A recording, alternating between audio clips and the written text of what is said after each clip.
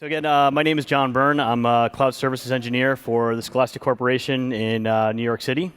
Today's presentation, we're going to be talking a little bit about what we've been doing as part of our tech transformation initiative, kind of converting from the old world of on-premise bare metal IT to adopting cloud and automation, configuration management, and the likes.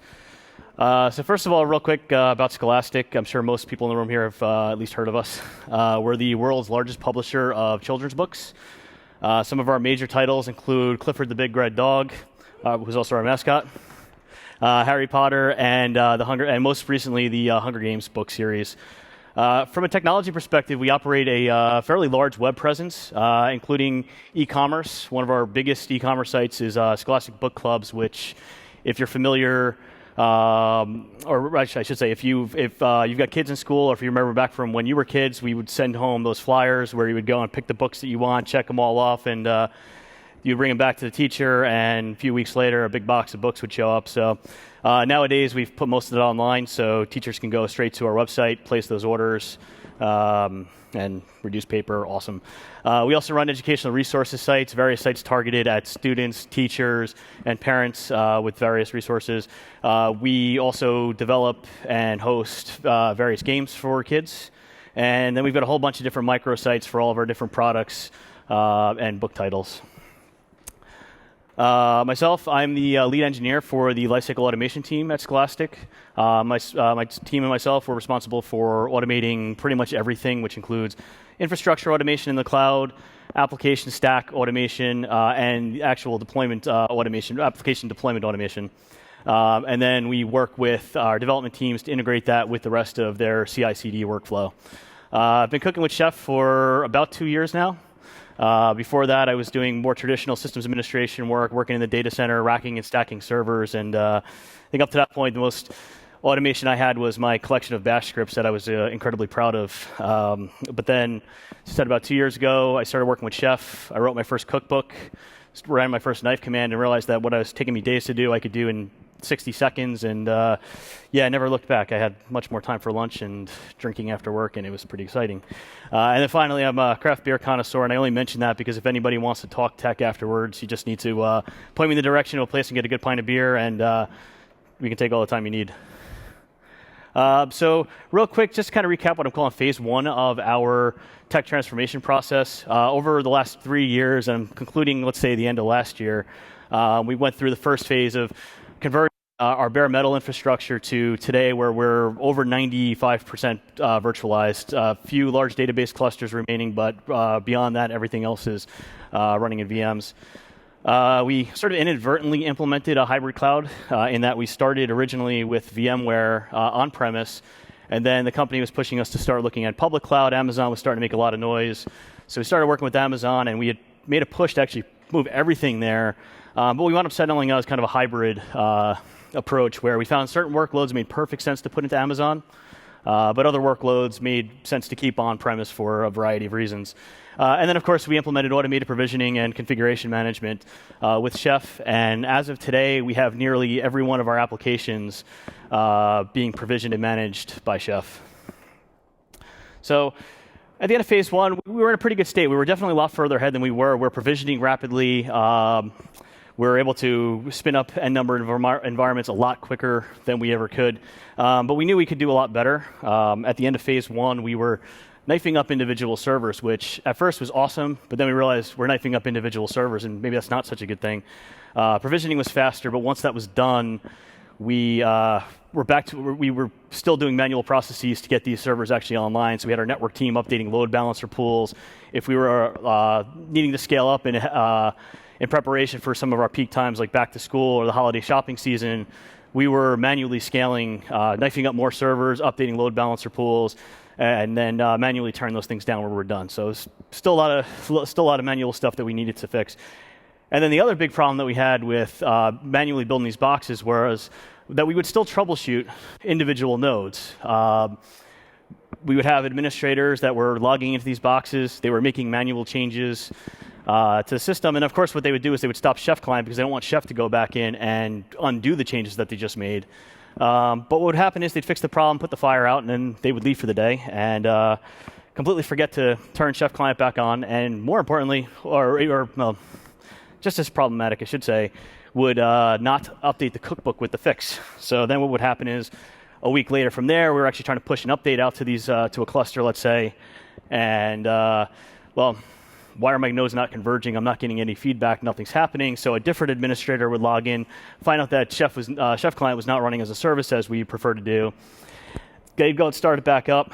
Their code would go up, but all of a sudden the entire cluster would go down because the fix that the other guy did a week before got undone, and now we're back putting out another fire. So these were some big pain points for us that we knew we had to overcome. And real quick, I just want to actually ask the audience, anybody else go through this as they work with Chef? Just kind of show of hands. How many people here have had this problem and fixed it and don't think it's an issue anymore? I think that's 2. Okay. So we'll talk afterwards, definitely. Okay. So the one of the approaches to try and fix this is to adopt this metaphor that I started hearing floating around the DevOps circles about 2 years ago, which is the idea of pets versus cattle. And let me ask you this: how many people here are familiar with this metaphor? So this has been passed around plenty of times, right? Okay, so most of you guys, great. So I stole this slide from CERN. They did a really good job of it. I tried to recreate it, and I just said screw it and copy-pasted it in. I gave them credit at the end of the presentation with a link so you can actually follow that and follow their presentation, which is actually quite good. But it sums it up well. So pets are systems that we give custom host names to start, right? In this case, Puss in Boots, even us, not cute names like that, but we were creating these names based upon a naming convention and assigning those to every node that we built. These systems were hand-built or hand-knifed, I should say, and they'd live for a long time. We would patch them in place. We would push code updates in place. If they had problems, we would troubleshoot these things. And that again, brought about the problems where that doesn't auto-scale. And also, it leaves room for manual changes to be made that are not being accounted for in Chef. So moving to a cattle model instead, cattle, we also treat those things, we consider them to be sort of like black boxes. They're all generally identical, and especially within the context of an individual cluster, they're definitely identical. Chef is the only means of change on those instances, so we're not SSHing into these boxes at all. We're simply updating Chef and letting that push out changes. And most importantly here, when we have a problem with one of these new nodes in this new model, we don't troubleshoot. We don't waste time with that. We shoot the thing in the head and replace it. And then there's a note here at the bottom on this slide. They do talk about where pets are still a necessary part, and they definitely are, but I have a more comprehensive slide coming up here, so I'll talk about that in a minute. So breeding cattle at Scholastic. So one of the first things we're doing with this is no more knifing up EC2 servers. Doing knife EC2 server create or knife Vsphere create or any knife tool, knife commands to create instances. Instead, what we've adopted is Autoscaling Groups within Amazon Web Services. And what we do is for every Autoscaling group, there's a corresponding launch configuration, and that dictates how every instance in the group is built. So what we've done is we've taken the Chef bootstrap process and we've re-implemented that inside of the AWS launch configuration. So that way, when the Autoscaling group creates a new node for us, it automatically bootstraps it and provisions it with Chef. So now that we have cattle on the farm, again, we allow the Autoscaling group to manage the cluster. This also then gives us the benefit that we don't have to worry about that manual load balancer updating business that we were in. So we attach a load balancer to the Autoscaling group, and it automatically handles adding nodes and removing nodes for us. The other benefit that it gets us is that instead of even having to wake up to go and terminate a problematic node, we just make sure that our health checks are well implemented, and most of the time, the Autoscaling group catches a problem with the node before we do, and before we even know anything happened, it's already terminated it and replaced it with a new healthy node. And then with this in place now, this gives us the ability to autoscale, which is what we're supposed to be doing in the cloud anyway. And so we were able to add additional nodes or remove nodes in response to increases and decreases to load to our sites. And again, I'll just say again that this provisioning process is completely handled by Chef, and it's leveraging our existing cookbooks, which was nice because we didn't have to do much refactoring of our cookbook library in order to make this work. we were able to really just take the bootstrap process, plug that into launch config, and we were up and running. So that was pretty good. As I mentioned before, state is still a little bit tricky though. So instances that hold state, such as database servers, they're still, especially in legacy applications, they're still going to be the pets. You know, if you have a MySQL server, taking a MySQL server and really making it into a cattle, so to speak, is an interesting challenge in its own right. So for those systems, we continue to treat those as pets.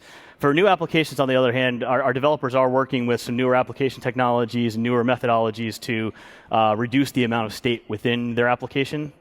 So that way, the state footprint is tiny, and the vast majority of the stack is completely stateless and hence optimized for running as cattle.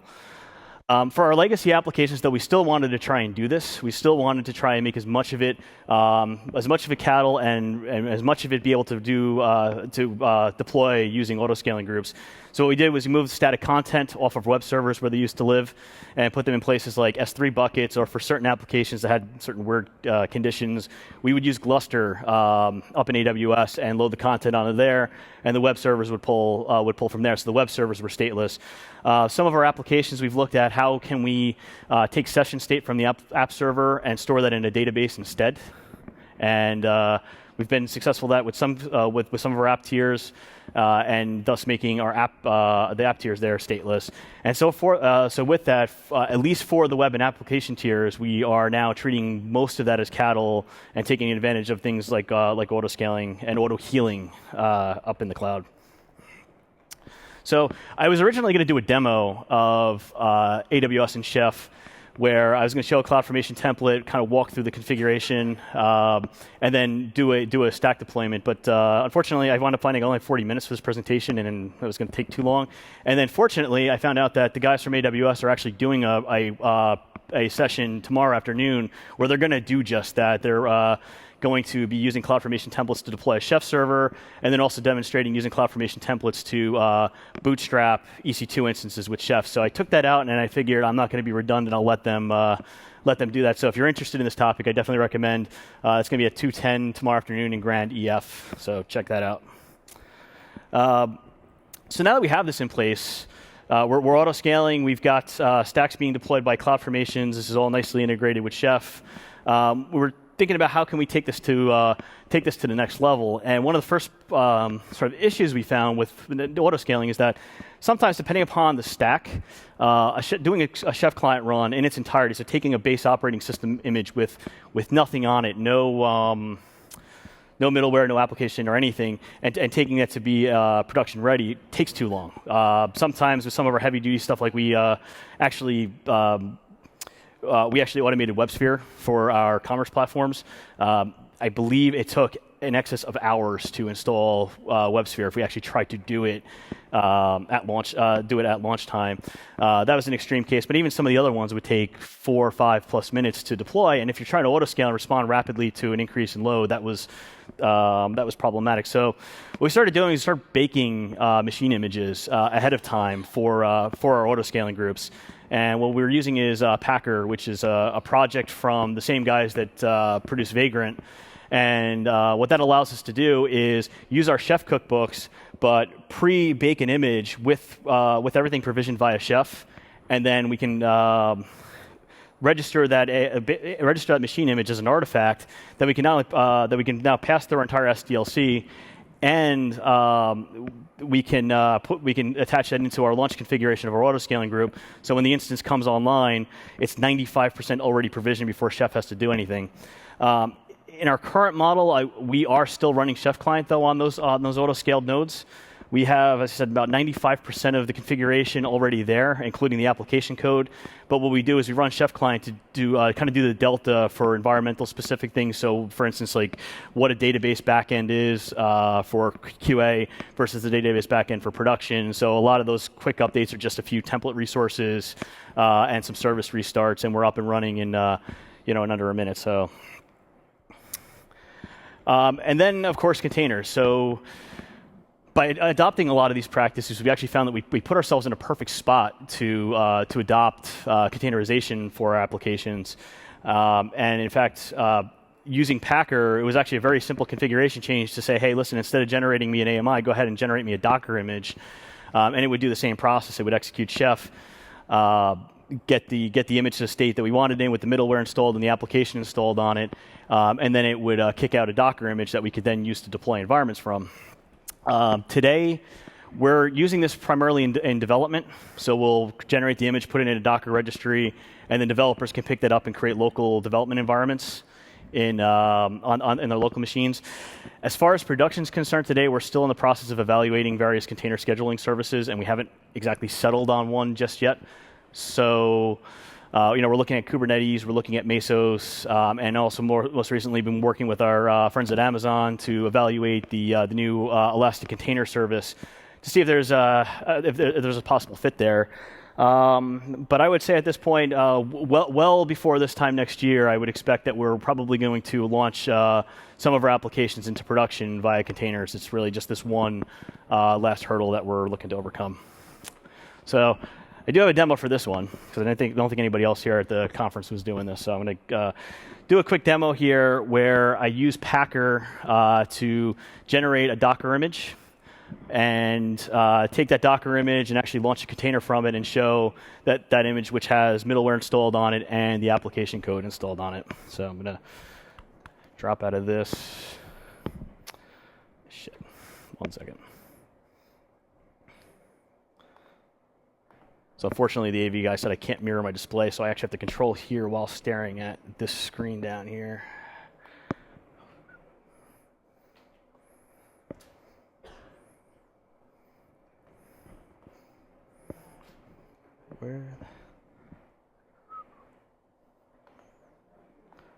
I'm sorry, guys. 1 second.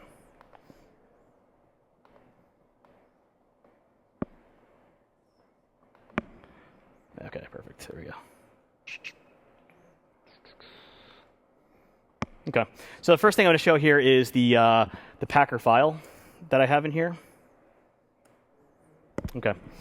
So the Packer file is just a simple JSON document, and it starts with the builder. In this case, we're using Docker. We've also do this with EC2, as I mentioned before, and this kind of just drop in, put the EC2 builder in there with some Amazon configuration details like secret access key, secret access key, and some VPC specific stuff.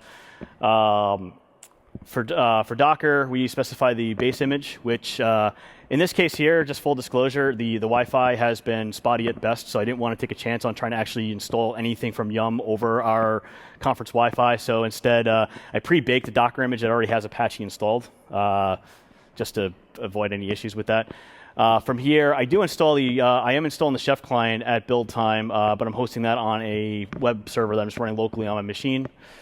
And then I have an argument here for where are my cookbooks stored, and what's the run list that I want to apply to this image. And then, so let's fill the bottom part. There we go.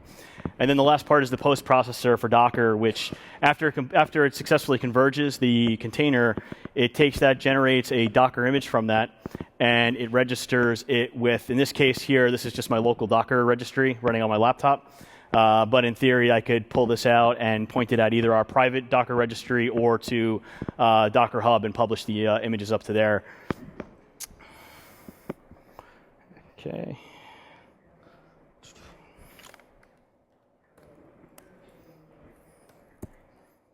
QuickBooks.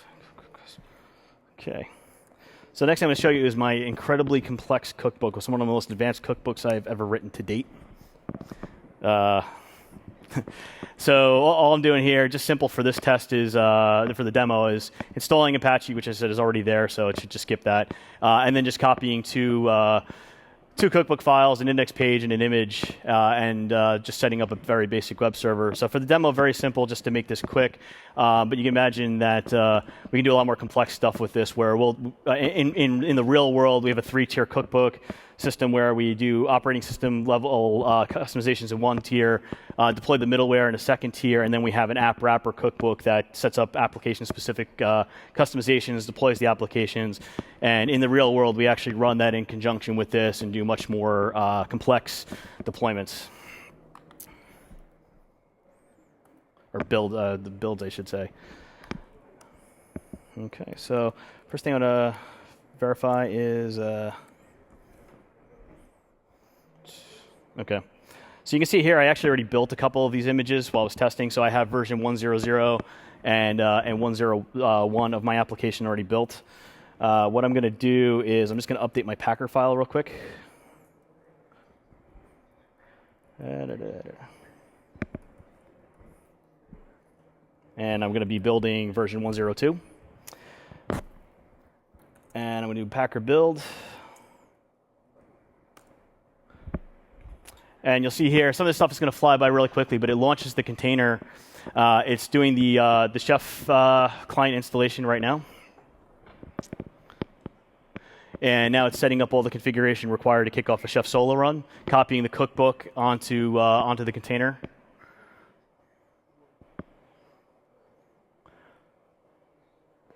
This only takes less than a minute.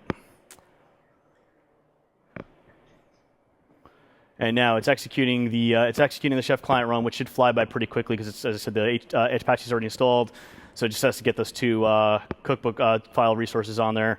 And now what it's doing is it's committing the container to my local registry. And what you can see is somewhere in here. OK, so right on this line here, Docker imported Docker image. And basically, that's success. It's now created that image that I can launch my container from. So going back over here, I can take a look and do Docker images. And I should see now I've got version 1.0.2 of my container. And from here, what I can do is I'm going to actually launch a container real quick from this. So I'll do Docker run -d. Let's do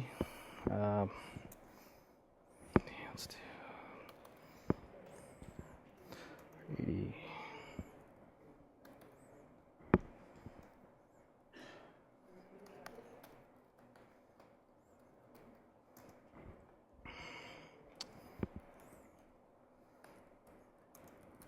CTL.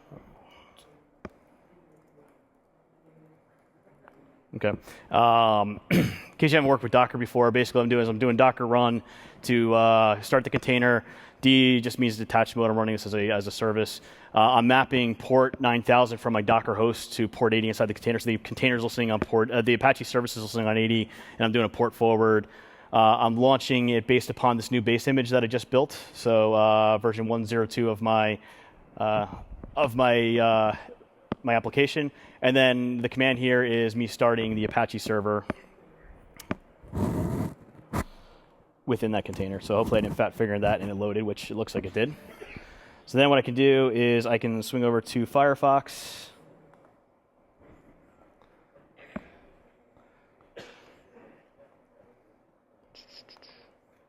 Oh, you gotta be shitting me. Hold on a second.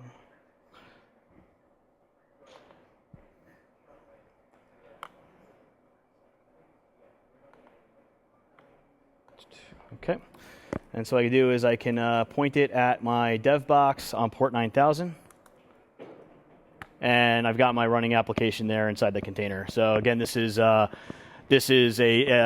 Docker image provisioned via Chef that deployed my incredibly basic web app and launching a container from there. But then, as I said, this is incredibly basic, but the idea is that we can extend this and do some very interesting and sophisticated things with the image creation process.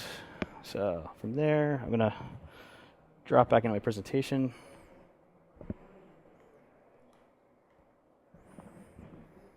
Oh, shit, sorry.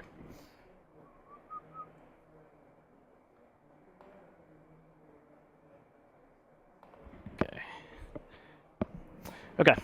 So a couple other considerations for being able to adopt this cattle model. As I mentioned before, these should be considered black boxes in that information can flow in and out, but we really shouldn't be tinkering with the inner workings of these systems once they're up and running. One of the things we had to make sure we did in order to make this a reality was remove any remaining reasons that people had to be able to log into these boxes. And so one of the things was shipping off all of our logs that we needed. And as a online retailer, we were already doing this for logs that were required as part of PCI compliance and other things where we had to get the logs off and archive them for a certain period of time to meet the compliance requirements. But there were other operating system logs, other app logs. Chef error logs were really handy. And we weren't originally shipping those off. And so when we tried to troubleshoot any of these instances, we would have to go and log into the instances to find that. So we fixed that. We made sure we were shipping off everything we needed, so we eliminated that need. The same thing applied to metrics. We're running APM on our applications, but there were other metrics that were important to start collecting, so we didn't have to go into the instance and run monitoring tools manually. And as a result of that, we now have a state where almost no one has SSH access to any of these instances that we're calling cattle. We do store the private key for the admin account in a secure location, kind of as sort of like that break the glass type thing. If we have an emergency and we have to, for some reason, get into one of the instances, we do have that access, so we don't completely lock ourselves out, but that key is tucked away, and very few people know where that's at. So further reading, I put up a couple links here that I think might be worth checking out. So the first one is a series of blog posts from Engine Yard.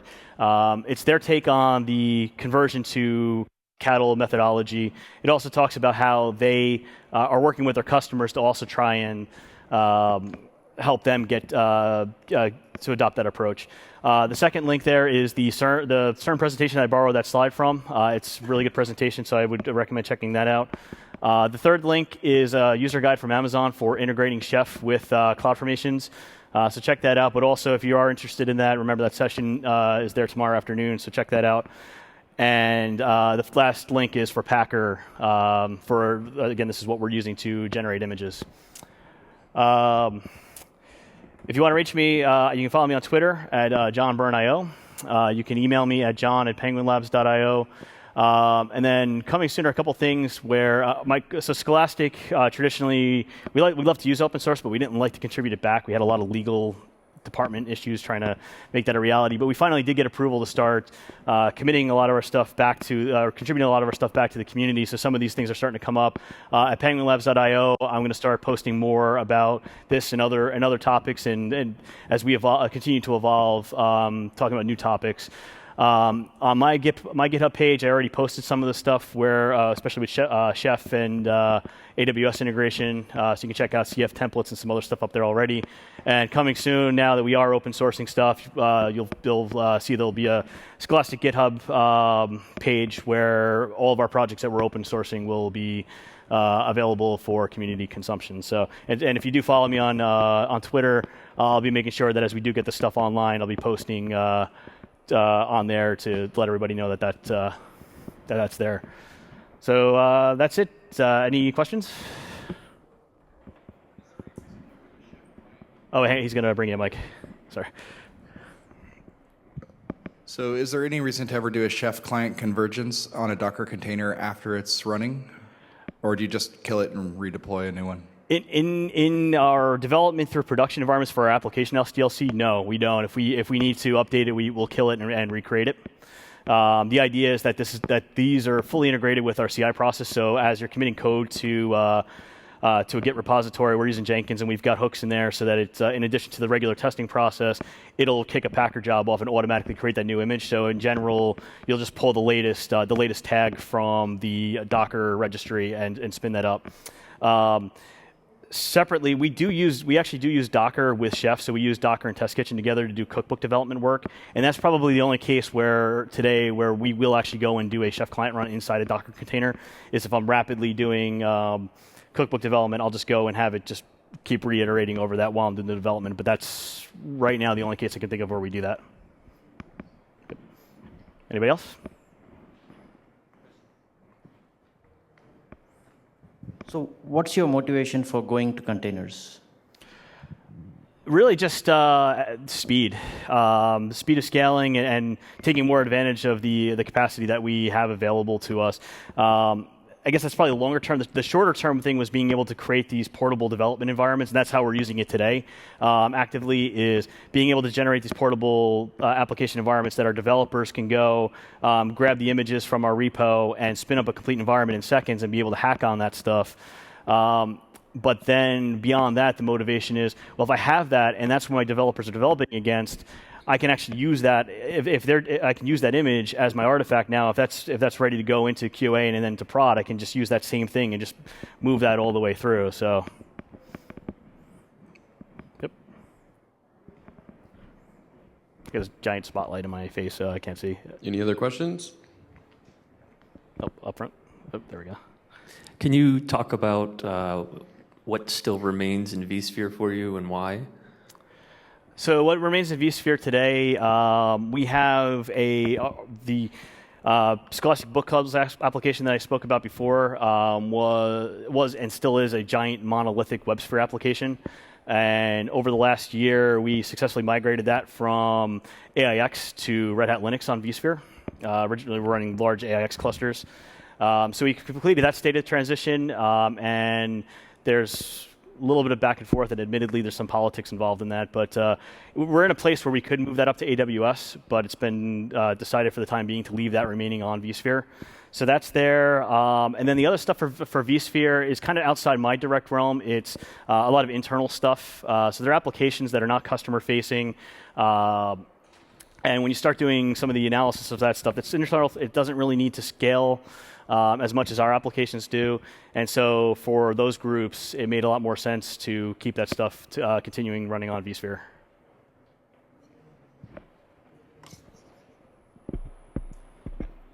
Are you running Docker in production right now? No. Not at all? No. So Docker so far is for these development environments. And then the only other place where besides actually running applications in development environments is we're using Docker in conjunction with Jenkins. So we're actually running our our Jenkins slaves inside of Docker. In production, not yet. As I said, our main issue right now is we haven't settled on a container scheduling service to handle distribution of containers and high availability of containers. So until we figure that part out, we're not in production yet. But that's probably one of the next steps coming up for us, definitely. Thank you. Yep.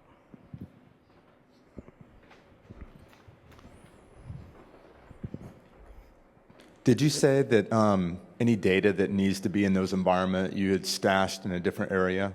So for example, if you have customer master information, things like that, so if you're destroying those servers, where does that data kind of reside to reseed that environment? Yep. So we anything that does hold state. So, for instance, database servers, LDAP servers, we don't treat those as cattle. We do treat those as pets, and so those are systems where we still use Chef to provision those things, and in fact, we even use CloudFormations to build those. So we still avoid individually knifing up servers, but they're systems though that once they are provisioned, they tend to live on a lot longer than these stateless systems, and that's why, as I said, the goal for us was to try and reduce that state footprint as much as possible. That way, the vast majority of our servers can be treated this way, and just have a small footprint where we've got to continue to patch in place and update, push code in place, that kind of thing. Yep. Okay, question back.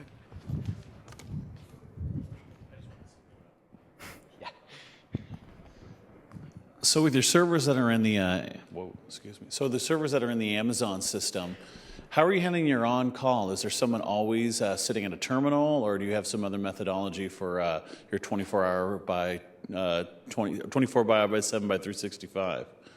So we have a 24/7 operations center that is monitoring all this stuff. So all the stuff is under monitoring using a combination of Nagios and CloudWatch in AWS. But it's not a Scholastic support center? It is, yes. We have a team within Scholastic where they have a rotation where they're monitoring our systems around the clock. And they're more kind of first level reacting to alerting. They have some run books. I see some of my guys from Boston might be laughing a little bit because I know they work a little bit differently from the stuff I do all day. Where I think you guys are on call all the time, right? Yeah. What's that?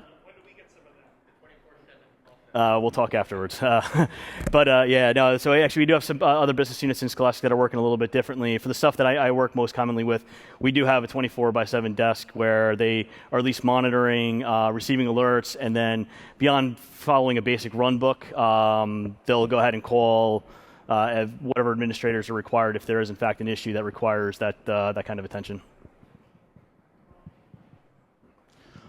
What do you use to launch cloud formation stacks and just manage them in general?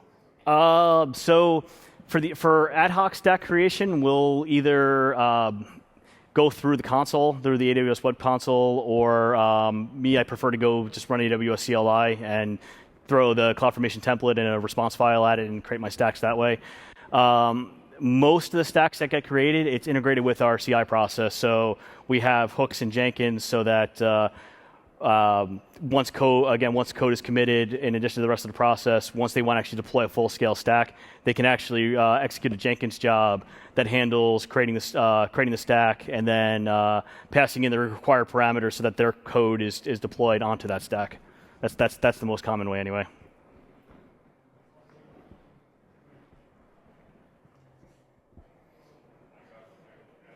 All right, probably got time for one more question.